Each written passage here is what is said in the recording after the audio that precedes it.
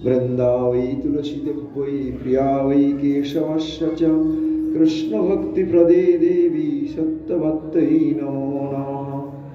परम प्रेममय शिशिल गुरुमणि, परम करुणामय शिशिल गुरु ठाकुर, परम स्नेहमय शिशिल गुरुदेव तथा रूपानुग गुरुवर्ग शिल जगन्नाथ दास बाबाजी महाराज, शिल भक्ति विनोद ठाकुर, शिल गौर किशोर दास बाबाजी महाराज, शिल भक्ति सिद्धांत सरस्वती गोस्वामी ठाकुर, श्रीमद भक्ति प्रसाद पुरी गोस्वामी ठाकुर शिल आचार्य देव, श्रीमद भक्ति प्रदीप तीर्थ गोस्वामी ठाकुर, श्रीमद भक्ति केवल अरुलेमी गोस्वामी ठाकुर, श्रीमद भक्ति भूषण भारती गोस्वामी गुरु ठाकुर एवं प्रकट आचार्य ओम विष्णुपाद परमहंस अष्टोत्तर शतश्री श्रीमद भक्ति अमर अरण्य गोस्वामी गुरुमणि रातुल चरणारविंदे अनंत कोटि दंडवत प्रणाम निवेदन करी।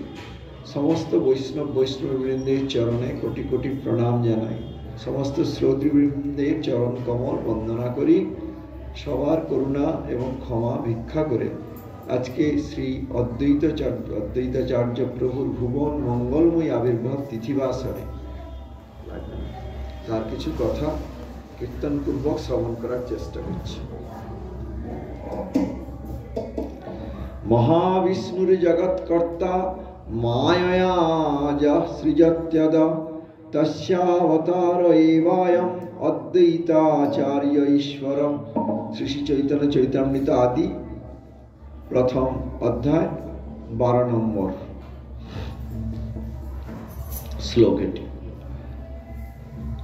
श्री श्री कृष्ण चैतन्य महाप्रभु प्रिय पार्षदवर आदि कवि श्री বৃন্দাবন দাস ঠাকুর শ্রী অদ্বৈত আচার্যের মহিমা এইভাবে বর্ণন করেছেন। প্রথমে শ্রী চৈতন্য চরিতামৃত থেকে করেছেন, তারপরে শ্রী চৈতন্য ভাগবত থেকে বলছেন। সেই নবদ্বীপে বৈশে বৈষ্ণবাগ্রগণ্য অদ্বৈত আচার্য নাম সর্বলোকে ধন্য। জ্ঞান ভক্তি বৈরাগ্যের গুরু মুখ্যতর কৃষ্ণ ভক্তি বাখানিতে যেহেন শঙ্কর। সদাশিব শঙ্করণ সদাশিব বৈষ্ণবানাং যথা শম্ভু। সেই সদাশিবের কৃষ্ণ ভক্তির যেরকম ব্যাখ্যান করেন সদাশিব সেরকমই কে অদ্বৈতাচার্য প্রভু। ত্রিভুবনে আছে যত শাস্ত্রের প্রচার সর্বত্র বাখানে কৃষ্ণ পদভক্তি সার।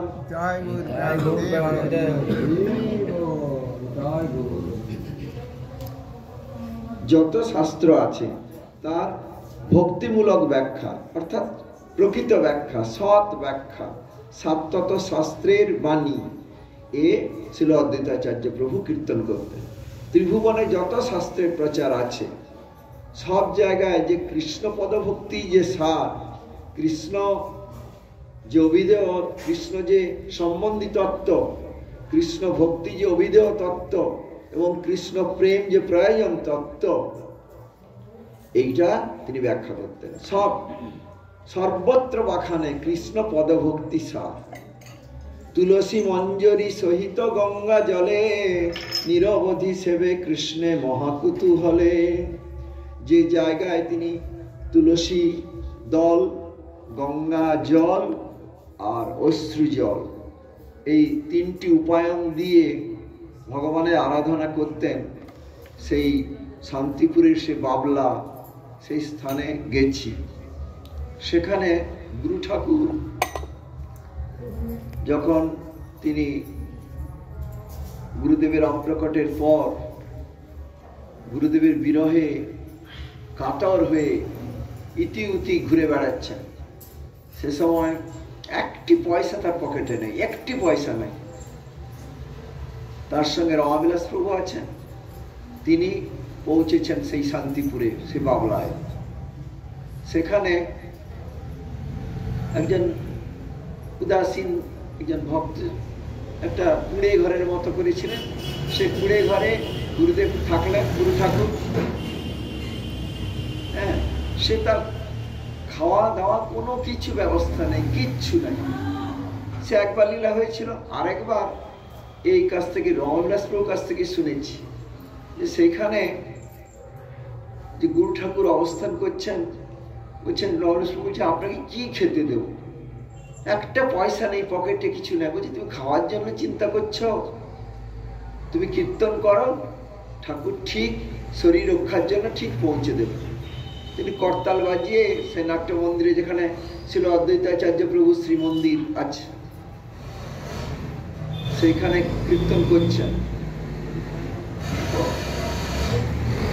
গ্রাম অনেক দূরে, কিন্তু অলৌকিক ব্যাপার যে সেই গুরু ঠাকুরের কথা মতো কীর্তন করতাল বাজিয়ে উনি করতে লাগলেন। তারপরে কোত্থেকে সব ভক্তরা খবর পেয়ে সেবার উপায়ন, কেউ ফলটা, কেউ এটা আলুটা এরকম টুকটাক দিতে লাগলেন। তাতে তিনি গুরুদেবের সেবা করলেন। সে মানে এমনভাবে হয়তো একটু অন্ন ফুটালেন, সেইটাকে জল ঢেলে দিলেন, সেইটা আবার রাত্রিবেলা সেই জল ঢালা অন্ন, একটু আলু যদি থাকে আলু সেদ্ধ, একটু লবণ দিয়ে, তেল টেলও কিছু নাই, এরকম করে মানে খাওয়ার দিকে তার কোনো লক্ষ্য নাই। তারপর সেই নাট্য মন্দিরে শুয়ে থাকছেন। বলছেন রমবিলাস প্রভু বলছেন, চোর ডাকাত গুন্ডা বদমাশ ফাঁকা জায়গা তো, মানে তারা সব ছুরি টুরি নিয়ে ডাকাতি করতে যাবে, এ করতে যাবে। তারা এসে গুরু ঠাকুরের গভীর রাত্রে গুরু ঠাকুরের কাছে এসছে, কিন্তু এর কাছ থেকে নেবে কি? এতে কৌপিন মাত্র সম্বল, কিচ্ছু তো নেই, টাকা পয়সা কোনো কিচ্ছু নেই। সত্যি ঘটনা, কিন্তু এটা কোনো কিচ্ছু নাই। তখন তারা, উনি তো মানে প্রেমিক, তাদের দিকে শিশুর সরল দৃষ্টি, ব্রজের শিশুর সরল দৃষ্টি নিয়ে তাকালেন। সেসব তারা খুন করতে, ডাকাতি করতে যাচ্ছে, বুঝে হাতে সেসব অস্ত্র শস্ত্র নিয়ে। তারা না সে অস্ত্র শস্ত্র রেখে গুরুদেবকে প্রণাম করছে। অবাক কথা, প্রণাম করছে গুরুদেবকে, যেন বাঘ ভালুককেও মহাপ্রভু কাঁদিয়ে দিয়েছিলেন সেরকম প্রণাম করছে। হ্যাঁ, প্রণাম করে তারা কিচ্ছু করলো না ক্ষতি, আস্তে আস্তে চলে গেল। তারপরে একদিন ঘটনা নিয়ে বলছেন, অমলেশ প্রভু বলছেন, গুরু ঠাকুর তো আবেশে হরিনাম করতেন। বলছেন একদিন আমার রাত্রে ঘুম ভেঙে গেছে, দেখি গুরু ঠাকুর পাশে নাই। কোথায় গেলেন? দেখছেন সেই জঙ্গলে আম বাগান আছে ওখানে, সেখানে পাগলের মতো সেই নাম করছে না, ছুটে যাচ্ছে নাম, কাকে যেন কারো পেছনে যেন দৌড়ে যাচ্ছেন, কারোকে যেন বুকে জড়িয়ে ধরে আলিঙ্গন করছেন, বলে পাগলা হয়ে যাচ্ছে। এখন মহাপ্রভু কি কৃষ্ণ, উনি রমবিলাস প্রভু কিছু দেখতে পাচ্ছেন না, কিন্তু বলছেন দেখছি তিনি যেদিকে সে অন্ধকার রাত্রিতে যেদিকে যেদিকে দৌড়ে যাচ্ছেন সে নিশুতি রাতে, বলছেন তার পেছনে পেছনে একটা জ্যোতি যাচ্ছে, মানে গুরু ঠাকুরের পেছনে পেছনে একটা জ্যোতি যাচ্ছে। বলছেন পাগলার মতো সে কিরকম তিনি কীর্তন করছেন, নৃত্য করছেন একা একা। তখন হয়তো রাত্রি 12:30 1টা সেসব হচ্ছে, তার পেছনে পেছনে আম বাগানে নৃত্য করছেন তিনি, আর পেছনে পেছনে একটা আলো জ্যোতি যাচ্ছে, মানে কারকে যেন তিনি আলিঙ্গন করছেন, কারোকে যেন তিনি বুকে জড়িয়ে ধরছেন। একেবারে সে কি মানে অপ্রাকৃত জগতের ব্যাপার। এবং সেখানে রহস্য হচ্ছে, একটু ধ্যানস্থ হয়ে হরিনাম করলে, এটা অদ্বৈতাচার্য প্রভুর পাঠ তো, বলছে মনে যেন মনে হবে, এরকম ভক্তদের এতে পাওয়া যায় লেখা, যে মনে হবে যেন কোত্থেকে বিপুল সংখ্যক ভক্ত নগর সংকীর্তন করে খোল করতাল বাজিয়ে আসছে। এবার আপনি যদি উঠে পড়েন, উঠে পড়ে কোথায় দেখি কীর্তন, কোথায় আসছে, আপনি এগিয়ে যাচ্ছেন, যত এগিয়ে যাবেন কারোকে দেখতে পাবেন না। এটা অলৌকিক ব্যাপার। মানে কি বলুন তো, অদ্যাপিহ সেই লীলা করে গোরা রায়, কোনো কোনো ভাগ্যবান দেখিবারে পায়, কোনো কোনো ভাগ্যবান শুনিবারে পায়। মানে এখনো সে মহাপ্রভুর সংকীর্তন হয়, এখনো নৃত্য মহাপ্রভুর তার পার্শ্বদের নিয়ে নৃত্য করেন, এখনো অদ্বৈতাচার্য প্রভু গৌর সুন্দরের সঙ্গে সে প্রেমে নৃত্য করছেন, সেই শান্তিপুরে, সেই বাবলায়, সেই ঘন জঙ্গলের ভেতরে। সেই কীর্তন ধ্বনি শ্রবণ, সেই নৃত্য দর্শন, ভাগ্যবান ব্যক্তি হয়। সে অলৌকিক সেসব লীলা করেছেন গুরুদেব। গুরু ঠাকুরের কথা বলছে, সেই কথা বলছেন এখানে, যে অদ্বৈতাচার্য প্রভু যত শাস্ত্র আছে সব শাস্ত্রে তিনি ভক্তিমূলক ব্যাখ্যা করতেন। সব শাস্ত্রের যে মূল উপজীব্য বা মূল বিষয়, সেন্ট্রাল থিম যেটা, সেটা হচ্ছে কৃষ্ণ ভক্তি সর্বশ্রেষ্ঠ, এটা প্রতিষ্ঠা করা। কৃষ্ণের সঙ্গেই আমাদের নিত্য প্রীতির সম্বন্ধ, এটা স্থাপন করা। কৃষ্ণ প্রেমই আমাদের জীবনের পরম প্রয়োজন, এটা স্থাপন করা। ত্রিভুবনে আছে যত শাস্ত্রের প্রচার, সর্বত্র বাখানে কৃষ্ণ পদ ভক্তি সার। তুলসী মঞ্জরি সহিত গঙ্গা জলে, নিরবধি সেবে কৃষ্ণে মহাকুতূহলে। কেমন হুঙ্কার করছেন, প্রভু তুমি আসো, তুমি গোলক ছেড়ে ভুলোকে আসো। কলিহত জীব পাষণ্ড হয়ে গেছে, তোমাকে ভুলে নানা রকম ইন্দ্রিয় তর্পণে রত হয়ে আছে, জন্ম জন্ম কষ্ট পাচ্ছে, এদের তুমি উদ্ধার করো প্রভু।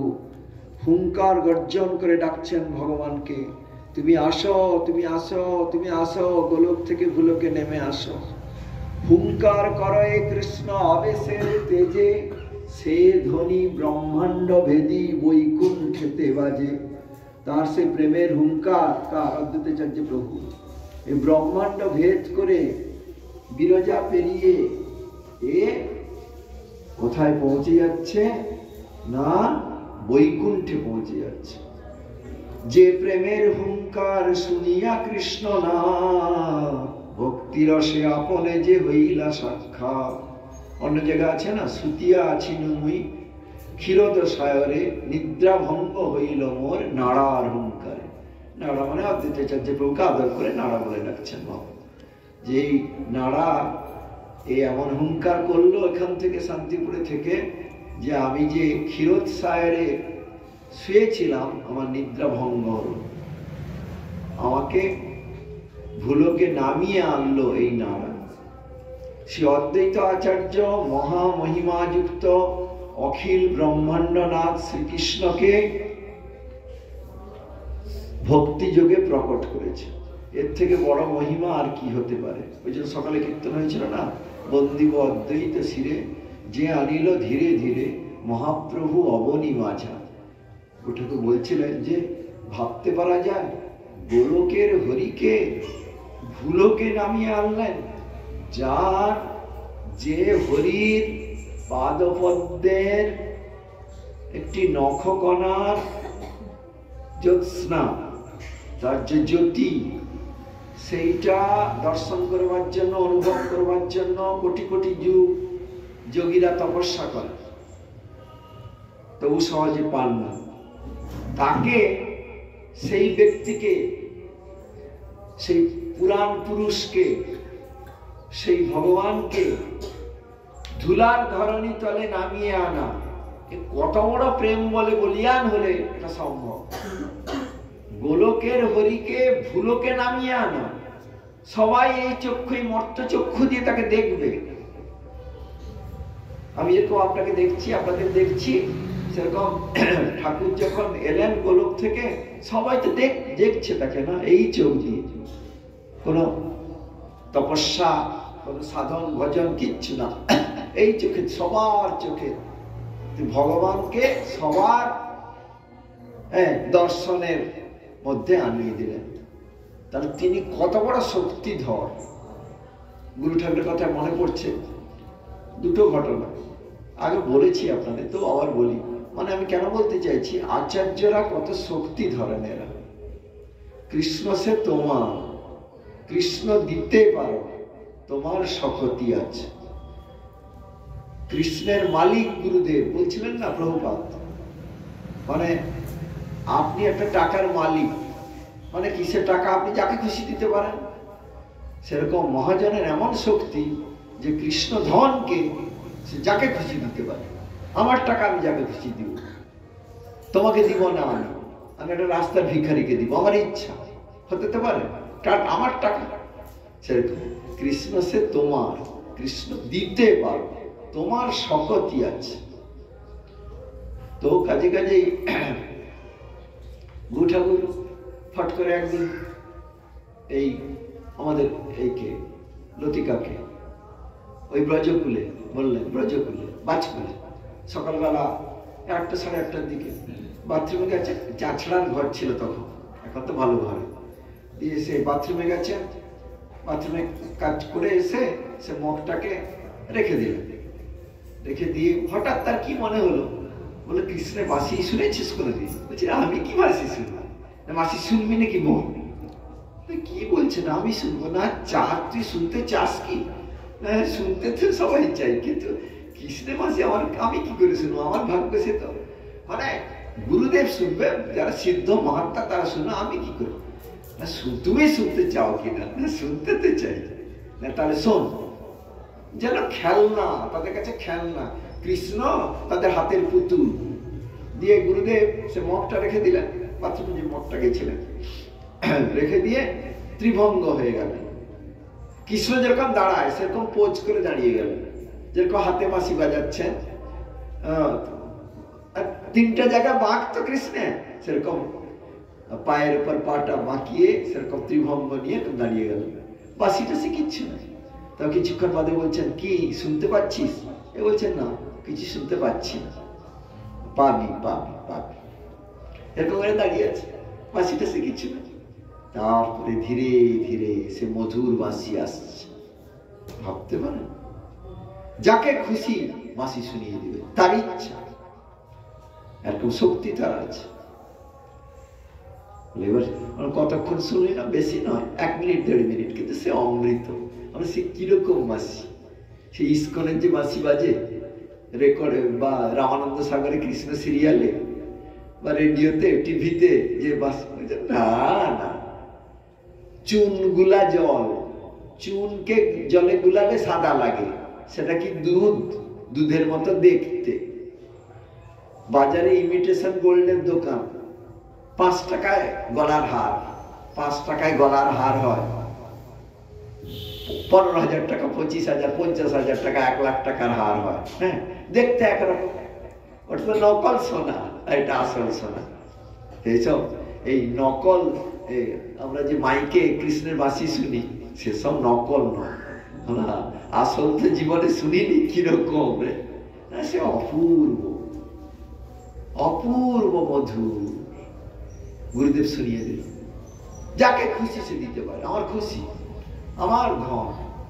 প্রভুপাদ বলেছেন কৃষ্ণের মালিক গুরুদেব। তো আর আমাদের গোলকবীর প্রভুকে শুনিয়েছিলেন না, এখানে খিচ্চরা গোপীনাথে বলেছিলেন, কৃষ্ণের বাঁশি আমি তোমাকে শুনিয়ে দেবো, তুমি সকালে আসো আরতিতে। না, আপনি শুনতে পারবেন না, আমি তো সাধারণ জীব, আমি তো বলছি তোমাকে শোনাবো। ওই রাগিয়ে দিচ্ছে, না আপনি পারবেন, আমি বলছি, তার টেক্কা বাড়িয়ে বলছে, আমি তো শুনিয়ে দেবো, তুমি আরতির সময় আসবে। মানে আরতির সময় গেলেন সকালবেলা, বলছে গুরুদেব আরতি করলেন, আরতির থালাটা রেখে সেই রকম কিন্তু ভঙ্গিতে দাঁড়ালেন। এটা মজা, কিন্তু ত্রিভঙ্গ ভঙ্গিতে দাঁড়াচ্ছে, মানে তোমার হৃদয়ে সদা গোবিন্দ বিশ্রাম। তা গোবিন্দ তার হৃদয়ে তো রয়েছি না, সে বাঁশি বাজিয়েছি। তো মুরলীর ধ্বনি কিছুক্ষণ বাদে অপূর্ব মুরলীর ধ্বনি। তখন গোলকবীর প্রভু বলছেন যে কোত্থেকে আসছে? মন্দিরের ভিতরে গোপীনাথ আছে, আর নাট্য মন্দিরে গুরু ঠাকুর আছে, বাঁশির আওয়াজটা কেইটুনু আসুচ্ছে। খুব খেয়াল করে কি দেখিলাম যে গুরু ঠাকুর হৃদয় নু আসুচ্ছে, মন্দিরের ভিতরে যে গোপীনাথ আছে সেটি নয়, এটা গুরু ঠাকুর হৃদয় নু আসুচ্ছে, তার হৃদয়ের গোপীনাথ বসে আছে, গোবিন্দ সে বাঁশি বাজিয়েছে।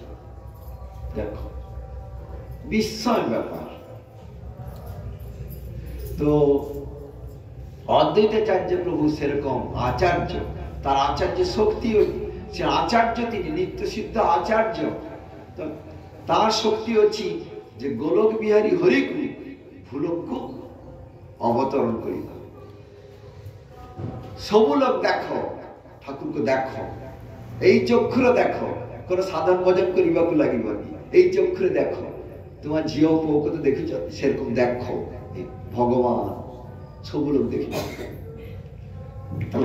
কত বড় প্রেম বলে বলিয়ান হওয়া দরকার, কত বড় প্রেম শক্তি দরকার, যে আপনি ভগবানকে সবার চোখের সামনে আনিয়ে দিতে পারছেন। কত বড় শক্তি দরকার। আচার্যগণের এই শক্তি আছে। অদ্বৈতাচার্য প্রভু তার এই শক্তি। শ্রী অদ্বৈত আচার্য সর্বগুরু ঈশ্বর থেকে অভিন্ন এবং স্বয়ং কৃষ্ণ ভজন শিক্ষার আচার্য। যে মহাবিষ্ণু মায়ার দ্বারা এই জগৎকে প্রথমে সৃষ্টি করেন, সেই মহাবিষ্ণুর অবতার এই শ্রী অদ্বৈত আচার্য।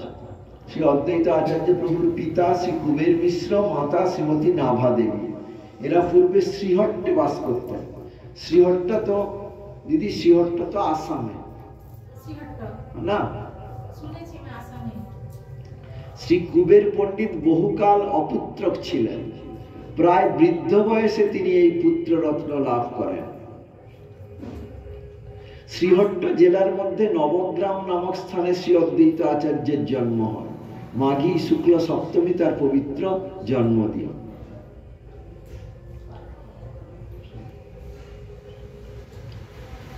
মাঘ শুক্লা তিথি সপ্তমীতে অতি উথলয়ে মহানন্দ সিন্ধু নাভাগর্ভধন্য করি অবতীর্ণ হইল শুভক্ষণে অদ্বৈত ইন্দু। কুবের পণ্ডিত হইয়া হরষিত নানা দান দ্বিজ দরিদ্রে দিয়া সুতিকা মন্দিরে গিয়া ধীরে ধীরে দেখি পুত্র মুখ জুড়ায় হিয়া। নবগ্রামবাসী লোক ধাইয়া আসি পরস্পর কহে না দেখি হেন কিবা পুণ্য ফলে মিশ্র বৃদ্ধকালে পাইলেন পুত্র রতন যেন।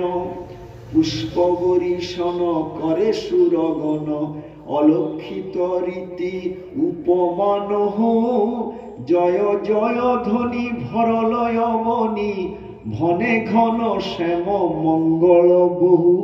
শ্রী ভক্তি রত্নাকর 12 দ্বাদশ এর থেকে দিয়েছেন 1-7-5। অতঃপর শ্রী কুবের পণ্ডিত গঙ্গা তীরে বাস করবার উদ্দেশ্যে পুত্রকে নিয়ে শান্তিপুরে চলে আসেন। উদ্দেশ্যটা কি? তার বাবা এলেন গঙ্গা তীরে বাস করবার উদ্দেশ্য শান্তিপুরে, এবং গঙ্গা তটে বসবাস করতে থাকেন। পুত্রের নামকরণ করলেন মঙ্গল। তাহলে অদ্বৈতাচার্য প্রভু ছোটবেলায় নাম দিলেন তার বাবা মঙ্গল। আর একটা নাম রাখলেন কমলাক্ষ। দুটা নাম, মঙ্গল আর কমলাক্ষ। কমলাক্ষ মানে পদ্মের মতো চোখ যার, পদ্মলোচন।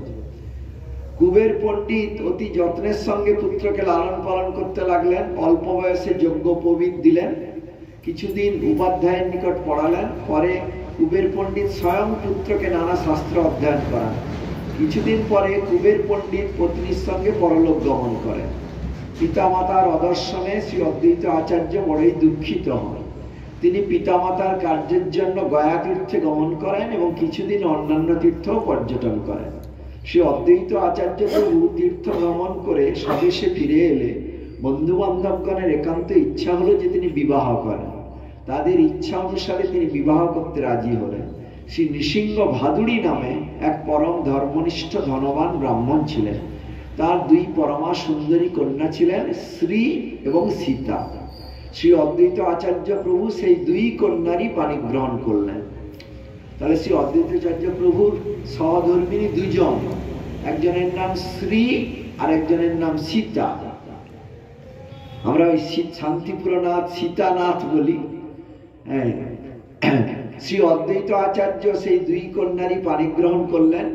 ভাদুড়ী মহাশয় কন্যা জামাতাকে বহু যৌতুক আদি দান করলেন। সীতা ঠাকুরানীকে না সাক্ষাৎ যোগমায়ার অবতার, আর শ্রীদেবীকে তিনি যোগমায়ার প্রকাশ স্বরূপিনী।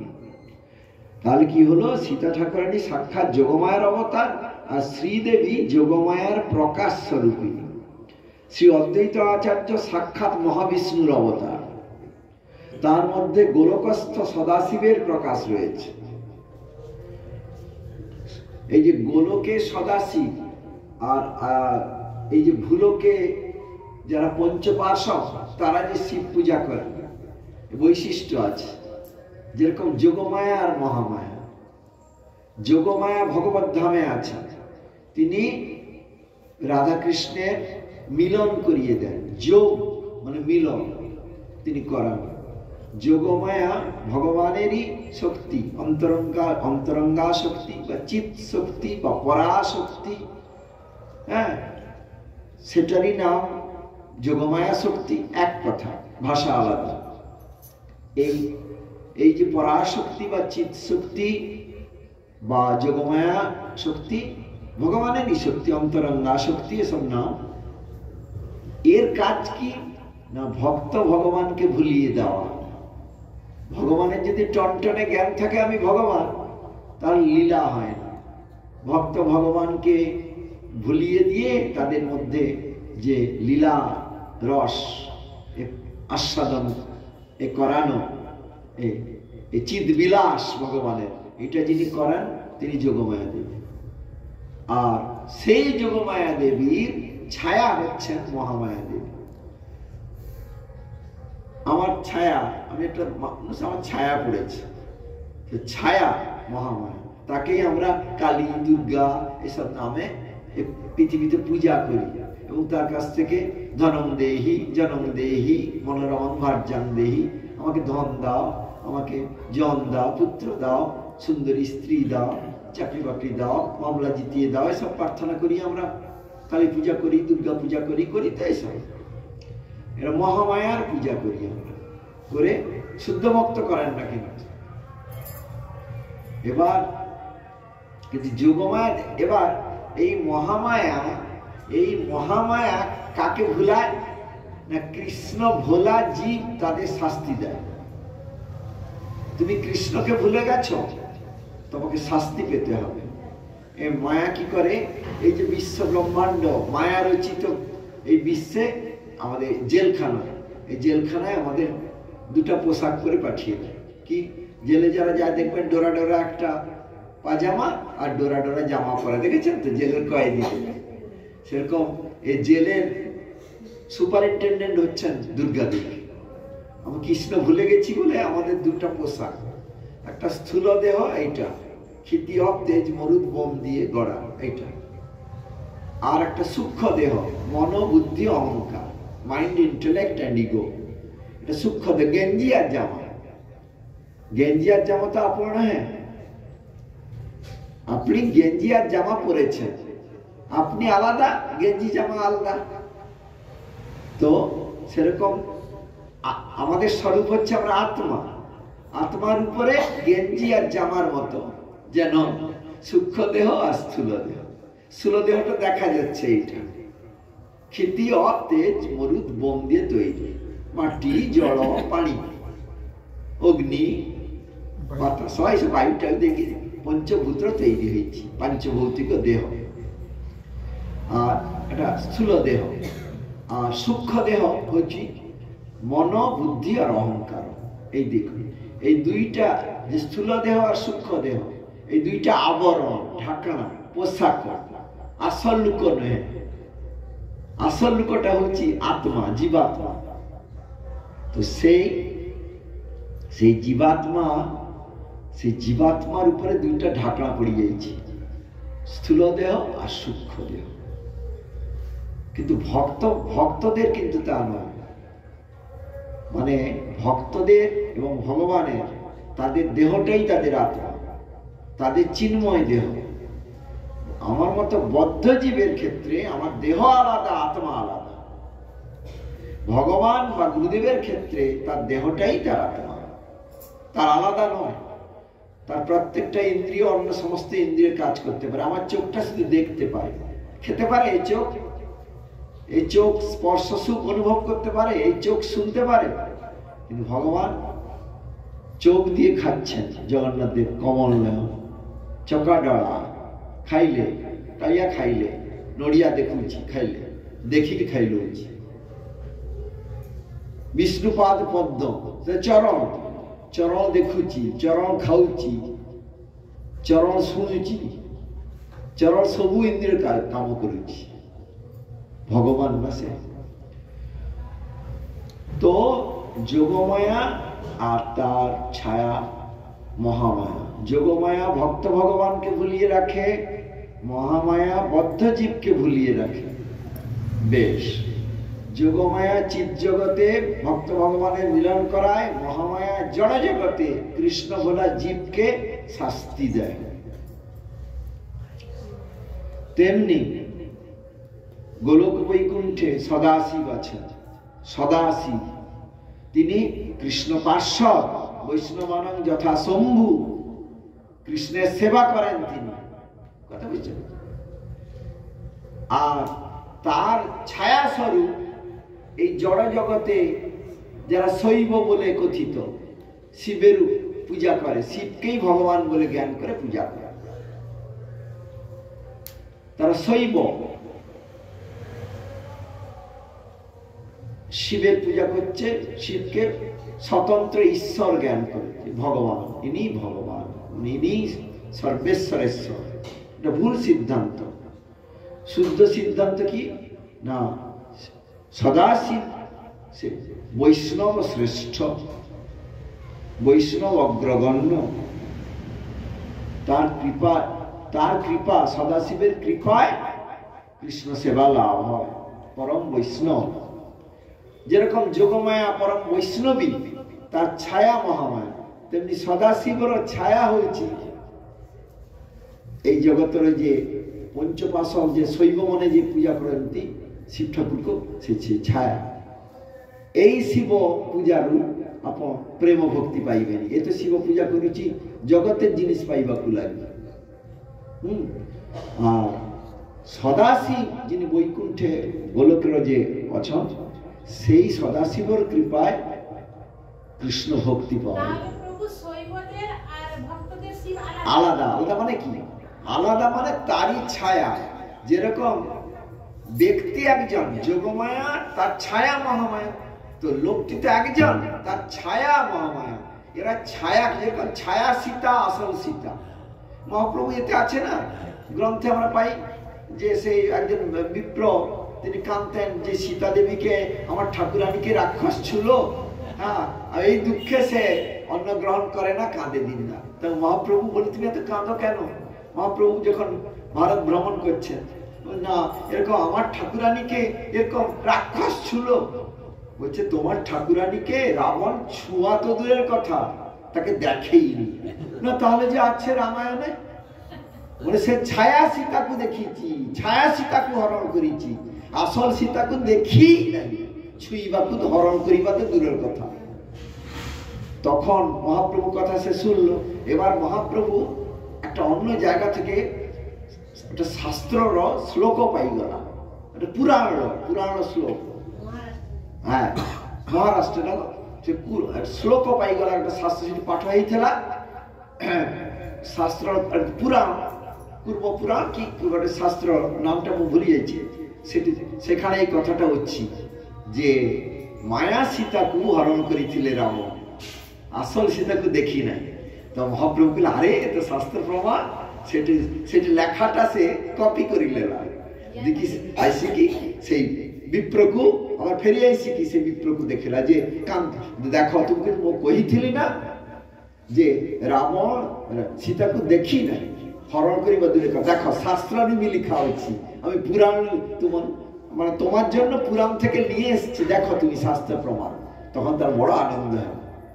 তেমনি হচ্ছেন যে যোগমায়া যিনি ভগবানের অন্তরঙ্গা শক্তি, তারই ছায়া স্বরূপ, তার ছায়া। আমি যদি দাঁড়াই, আমাকে ছায়া করবে, তো লোকটা তো এক, কিন্তু তার ছায়া, সেই ছায়া নিয়ে আমরা আমার মতো ব্যক্তি মাতাও।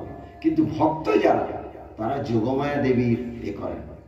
কুলদেবী যোগমায়া কবে কৃপা করি, আবরণ সম্মরিবে কবে বিশ্বদরী, আছে না ভক্তিবিনোদ ঠাকুরের কীর্তন, ভক্তিবিনোদ ঠাকুরের বড় কীর্তন বইতে আছে, হে যোগমায়া দেবী জননী, তুমি আমাকে কৃপা করো, তোমার কৃপা না হলে কৃষ্ণকে পাওয়া যায় না। কে বলছেন?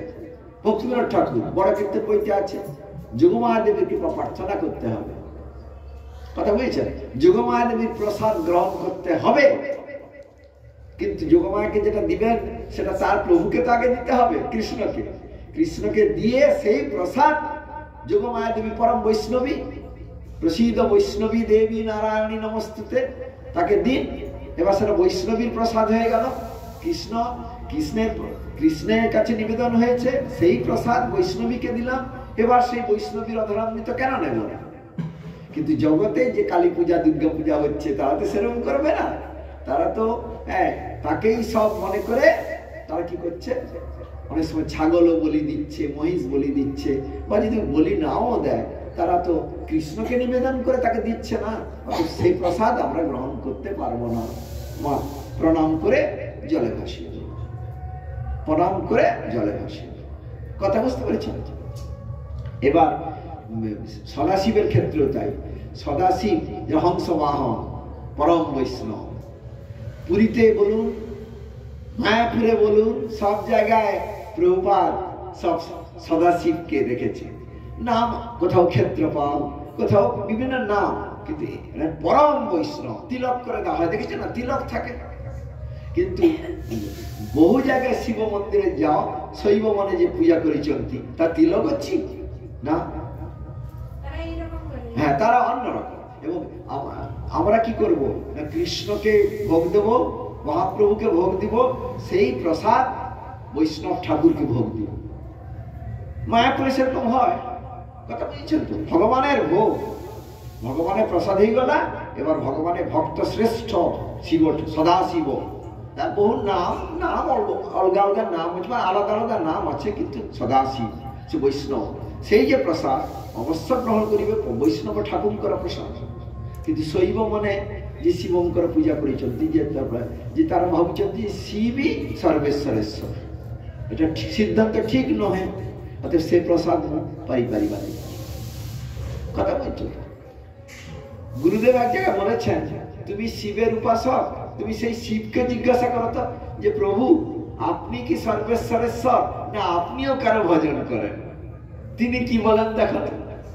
তিনি নিজে পার্বতী দেবীকে বলেছেন, আরাধনা নাং সর্বেশাং বিষ্ণুর আরাধনাং পরম। যত আরাধনা আছে বিষ্ণুর আরাধনা সর্বশ্রেষ্ঠ, তার থেকে আবার বিষ্ণু ভক্তের আরাধনা আরো শ্রেষ্ঠ। তো যাই হোক, সেই যে গোলকের সদাশিব, তিনি অদ্বৈতাচার্য, আবার তিনি মহাবিষ্ণুর অবতার, কোনো অসুবিধা নেই। এক দিক দিয়ে তিনি মহাবিষ্ণুর অবতার, আবার আরেক দিক দিয়ে তিনি হচ্ছেন সদাশিবের অবতার। তো সে কথা বললেন যে শ্রী অদ্বৈতাচার্য সাক্ষাৎ মহাবিষ্ণুর অবতার, তার মধ্যে গোলকস্থ সদাশিবের প্রকাশ রয়েছে। গোলকস্থ সদাশিবের মানে পরম বৈষ্ণবিনী। শ্রী অদ্বৈত আচার্য প্রভু ভক্ত সঙ্গে কৃষ্ণ কথারসে দিন যাপন করবার জন্য শ্রী মায়াপুরে একটি বসত বাটি নির্মাণ করলেন। অবশ্যই ভক্তের দৃষ্টিকোণ জানেন, গুরু ঠাকুরকে দেখেছি, বাজকুলে একজন ভক্ত, সে কালী পূজা করত। তো তার মন্দিরে সে কালী আছে, পাশে এক শিবও আছে। তারপরে পরবর্তীকালে তিনি গুরু ঠাকুরের আশ্রিত হলেন। এখন সে এতদিন যে কালী পূজা করেছে, শিব আছে, সে কি করবে? গুরু ঠাকুর বললেন, আরে পরম বৈষ্ণব, পরম বৈষ্ণবী, এদের কৃষ্ণকে ভোগ দিয়ে এদের লাগাও, ঠাকুর শিব ঠাকুরকে তুলে দাও, কালী দেবীকে তুলে দাও। এটা বললেন কি বললেন যে বৈষ্ণব বৈষ্ণবী এদের, মানে দৃষ্টিকোণটা পাল্টে ফেলো। ইনি কৃষ্ণ দাসী, একে যোগমায়ের রূপে এ করো, কৃষ্ণের প্রসাদ দাও। আর একে শিব ঠাকুর, ইনি কৃষ্ণের দাস, শ্রেষ্ঠ ভক্ত, বৈষ্ণব শ্রেষ্ঠ, এই জ্ঞানে একে কৃষ্ণের প্রসাদ দাও। এবার তাদের প্রসাদ গ্রহণ করো। কিন্তু পৃথক ঈশ্বর বুদ্ধিতে যদি করো, সেটা শুদ্ধ ভক্তি সিদ্ধান্ত নয়। একলে ঈশ্বর কৃষ্ণ আর সব ভৃত্য, যারে জয়িছে নাচায় সে তৈছে করে নৃত্য। এতে চাংস কলাপুংস কৃষ্ণস্তু ভগবান স্বয়ং ইন্দ্রারি ব্যাকুলম লোকম বিড়য়ন্তি যুগে যুগে। কৃষ্ণ সর্বেশ্বরেশ্বর, এসবু কৃষ্ণের কিঙ্কর, কৃষ্ণের কিঙ্করি। অর্থাৎ কৃষ্ণ ভক্তকে খাতির করো, শ্রদ্ধা করো, কিন্তু তাকে কৃষ্ণ বলে কি ভাবনি। সে কৃষ্ণের ভক্তকে মর্যাদা দেবে। আপনি যদি কহিবে যে এই এই সকল অবতারের অবতারী বা এই সর্ব কারণের কারণ, এটা ভুল সিদ্ধান্ত। কৃষ্ণই সর্ব কারণের কারণ, কৃষ্ণই সকল অবতারের অবতারী, কৃষ্ণই স্বয়ং ভগবান। আর সবু মনে সব দেব দেবী কৃষ্ণের দাস দাসী। শ্রী অদ্বৈত আচার্য প্রভু ভক্ত সঙ্গে কৃষ্ণ কথার রসে দিন যাপন করবার জন্য মায়াপুরে একটি বসত বাটি নির্মাণ করলেন। শ্রী আচার্য প্রতিদিন ভক্ত সভায় গীতা ভাগবত অধ্যয়ন করতেন।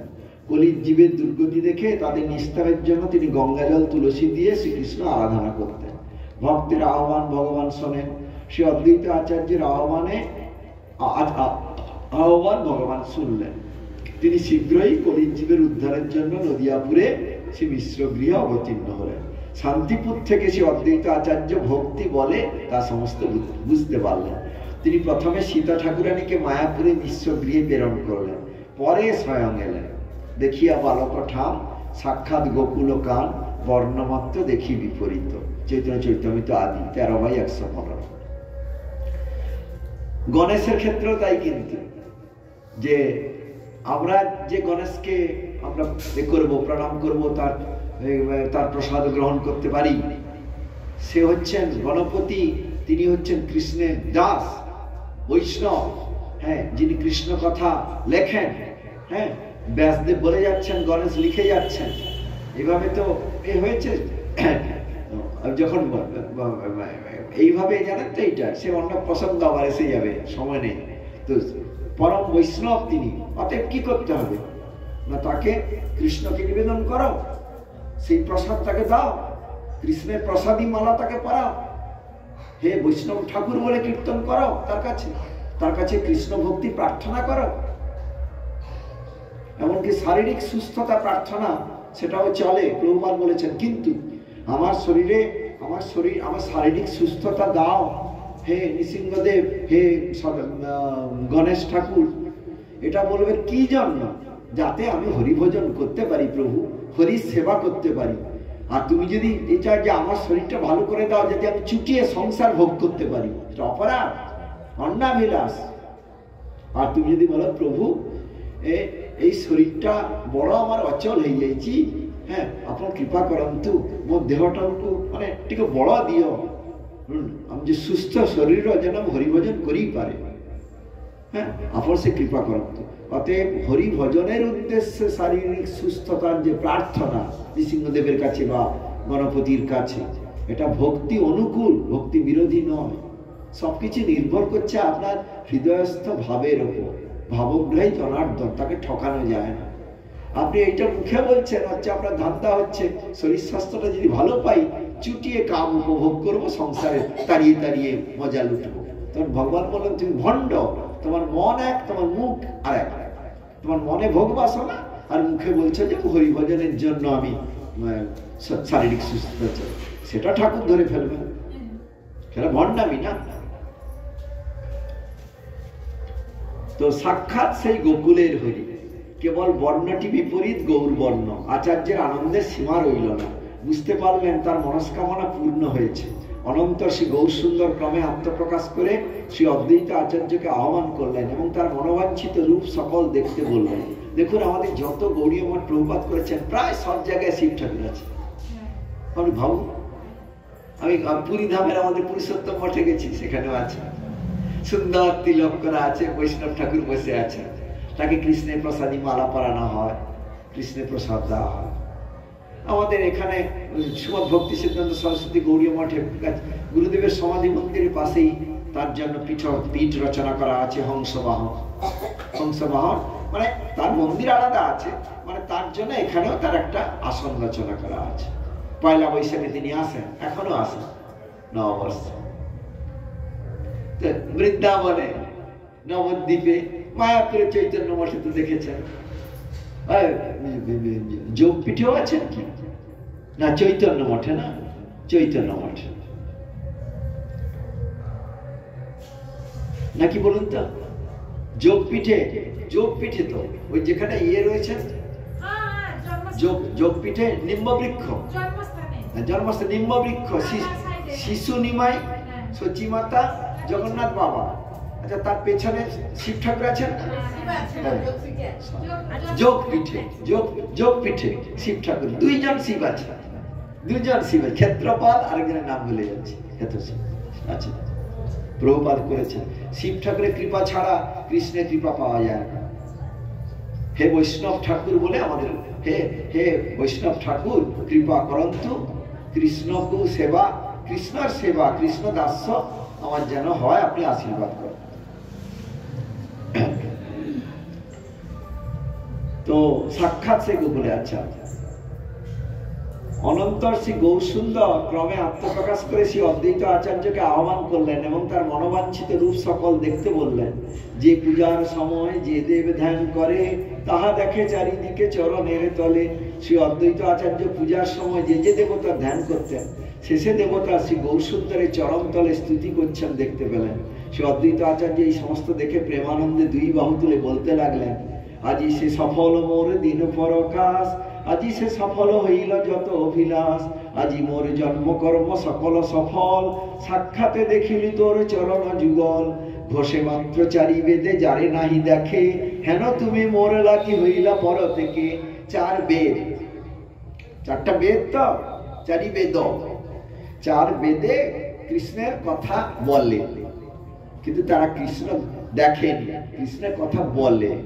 চারি ঘোষে মাত্র চারি বেদে কৃষ্ণের ঘোষণা করে, যারে নাহি দেখে দর্শন করে।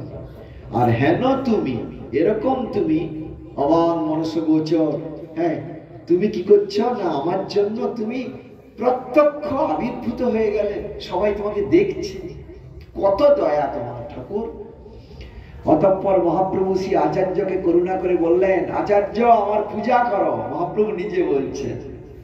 তখন শ্রী আচার্য শ্রী গৌরসুন্দরের শ্রী চরণ যুগলে পূজা করতে লাগলেন। কিরম পূজা করলেন? প্রথমে চরণ ধুই সুবাসিত জলে, শেষে গন্ধে পরিপূর্ণ পাদ পদ্ম ঢালে, চন্দনে ডুবাই দিব্য তুলসী মঞ্জরি, অর্ঘ্যের সহিত দিলা চরণ উপরি, গন্ধ পুষ্প ধূপ দীপ পঞ্চ উপচারে, পূজা করে প্রেম জলে বহে অশ্রুধারে, পঞ্চশিখা জালি পুন করেন বন্দনা, শেষে জয় জয়ধ্বনি করেন ঘোষণা। শ্রী অদ্বৈত আচার্য প্রভু শাস্ত্র বিধানে এই রূপে শ্রী গৌরসুন্দরে শ্রীপাদ পদ্মযুগল পূজা করে শেষে স্তুতি করতে লাগলেন। কে স্তুতি করছেন? গৌর আনা ঠাকুর। কার স্তুতি করছেন? গৌরের। জয় জয় সর্বপ্রাণ নাথ বিশ্বম্ভর, জয় জয় গৌরচন্দ্র করুণা সাগর, জয় জয় ভকত বচন সত্যকারী, জয় জয় মহাপ্রভু মহা অবতারী, জয় জয় সিন্ধু সুতা রূপ মনোরম, জয় জয় শ্রীবৎস কৌস্তুভ বিভূষণ, এ জয় জয় হরে কৃষ্ণ মন্ত্রের প্রকাশ, জয় জয় নিজ ভক্তি গ্রহণ বিলাস, জয় জয় মহাপ্রভু অনন্ত শয়ন, জয় জয় জয় সর্বজীবের শরণ। শ্রী অদ্বৈত আচার্য প্রভুর এইরূপ স্তুতি শুনে শ্রী গৌরসুন্দর সহাস্যবদনে বললেন, হে আচার্য, তোমার স্তুতিতে আমি পরম সন্তুষ্ট হয়েছি, তুমি ইচ্ছা অনুরূপ বর গ্রহণ করো। ভগবান একটা নাম বরদ, বলছেন আমার দর্শন বৃথা যায় না, কিছু বর চাও। মহাপ্রভু বললেন, অদ্বৈত আচার্য প্রভু বললেন, কোনো বর চাই না প্রভু, আমি তোমাকে ডেকেছিলাম, তুমি প্রার্থনায় সাড়া দিয়ে এসেছ ধুলার ধরণীতে নেমে, এর চেয়ে আর বেশি পাওয়া কিছু আছে? আর আমার পাওয়ার কিছু নাই, চাওয়ার কিছু নাই, আমি আর কোনো বর চাই না। তখন মহাপ্রভু বারবার বলতে লাগলেন, না তুমি কেন আমাকে আনালে এখানে? আমি তো ক্ষীরোৎসারে ভালোভাবে নিদ্রিত ছিলাম, তুমি হুঙ্কার করে প্রেমের হুঙ্কারে আমার ঘুম ভাঙালে, নামিয়ে আনলে। তুমি কিছু চাও, তোমাকে না দিয়ে আমার ভালো লাগছে না, তোমাকে চাইতেই হবে, পিড়াপিড়ি করলেন। তখন তিনি মহাপ্রভু যখন বারবার বলেন কিছু চাও, তোমাকে চাইতে হবে, আমি বর না দিয়ে যাব না, বর দেবই তোমাকে। তখন তিনি বললেন, অদ্বৈত বলয়ে যদি ভক্তি বিলাইবা, স্ত্রী শূদ্র আদি যত মূর্খের এসে দিবা। স্ত্রী শূদ্র আর মূর্খ এদের তুমি প্রেম ভক্তি দাও, এইটা বর চাইছি। দেখুন, তার নিজের জন্য কিছু চাইলেন না, এর নাম আচার্য। গুরু ঠাকুর বলতেন, জানেন আমাদের তো কোনদিন জানানো উচিত নয়, তুমি জানাতাম, গুরুদেব আমার ছেলে মরো মরো বাঁচান, কৃপা করুন। গুরুদেব বাঁচিয়ে দিতেন ঠাকুরকে। আমার এই যে ছেলেটাকে দেখলেন, যে এসেছিল কানাডা থেকে, এই যে লম্বা মতো ছেলেটা দেখলেন না, কৃষ্ণ ছোটবেলায় একটা মারাত্মক অসুখে পড়েছে, নেফ্রাইটিস, কঠিন অসুখ। আমি গুরুদেবকে কাতর হয়ে গেলাম, ভক্ত কাতর হয় না, কিন্তু আমি কাতর হয়ে গেলাম, গুরুদেবকে জানালাম। গুরুদেব তখন লিখছেন, ওর ডাক নাম গোপাল। বলছেন, আমি গোপালের অসুস্থতার কথা শুনে খুব দুঃখিত হলাম। আমি তার আশু নিরাময় প্রার্থনায় রাধারানীর কাছে, কৃষ্ণের কাছে, রাধারানীর সখী মঞ্জরীগণের কাছে, গৌরসুন্দরের কাছে, গৌরসুন্দরের পার্শ্বদগণের কাছে, নৃসিংহদেবের কাছে, প্রহ্লাদ মহারাজের কাছে কাতর প্রার্থনা করছে। ভাবুন, এতজনের কাছে মানে প্রার্থনা করছেন। তিনি পরে আমাকে বলেছিলেন একবার, বলছেন তুমি তো পরীক্ষায় ফেল হয়ে গেলে, শূন্য পেলে, ছেলের অসুখে কাতর হয়ে গেলে একদম। যে তিনি বলেন, জানো তোমাদের বিপদ আপদ অসুস্থতার খবর যখন পাই আমার শিষ্যদের বা ভক্তদের, তখন ঠাকুরের কাছে কাতর ভাবে জানাই, কিন্তু আমি নিজের জন্য কোনোদিন জানাই না। আমার কত কষ্ট জানো, তুমি কি অসুস্থ, আমার মতো যদি তোমার কষ্ট হতো তুমি সুইসাইড করতে, এরকম বলেছে।